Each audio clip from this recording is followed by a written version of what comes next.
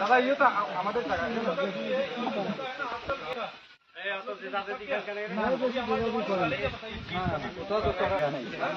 তাহলে তাহলে গুলি কেন করলেন?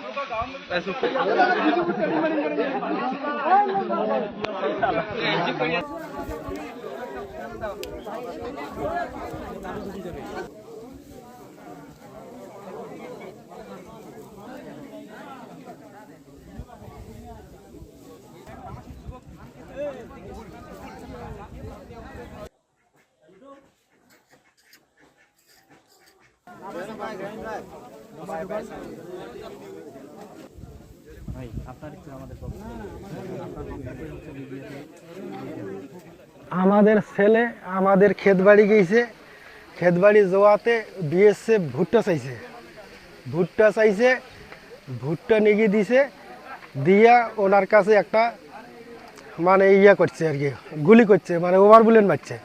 ওভার বুলেট মারার কারণে আমার ছেলের এইখানে খুব আহত অবস্থায়, সে এখন তার মৃত্যুর সাথে রংপুর মেডিকেল হাসপাতালে তার পাঞ্জা হতেছে। তো এইটা আমি চাই যে আমাদের বাংলাদেশের বিজেপি এইটার জন্য সুস্থ একটা সমাধান টানতে পারে, বা এইটার আমার সঠিক বিচারটা আমি যদি পাই, আমার এইটা অবস্থা। আমাদের এই 29 পিলারে এখানে বিএসএফ অতর্কভাবে তারা চাপতেছে এবং বিভিন্ন রকম করে আমাদের জিরো লাইনের কাছে আসতেছে, আমাদেরকে ডাকতেছে এবং আমরা খুবই ভয়ে আছি। 2 নং পাটগ্রাম ইউনিয়ন, রহমতপুর 1 নং ওয়ার্ড, ডাঙ্গার বাড়ি অবস্থিত।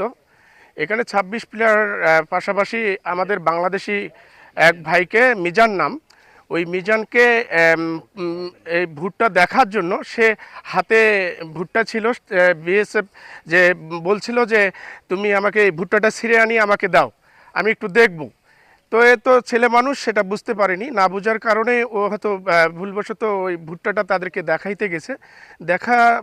দেখাইতে যখন ওনার কাছে চলে যায়, তখন ওই বিজিবি বিএসএফ যখন ওনাকে ধরে আবার ওনাকে পিছন থেকে গুলি করে আর কি।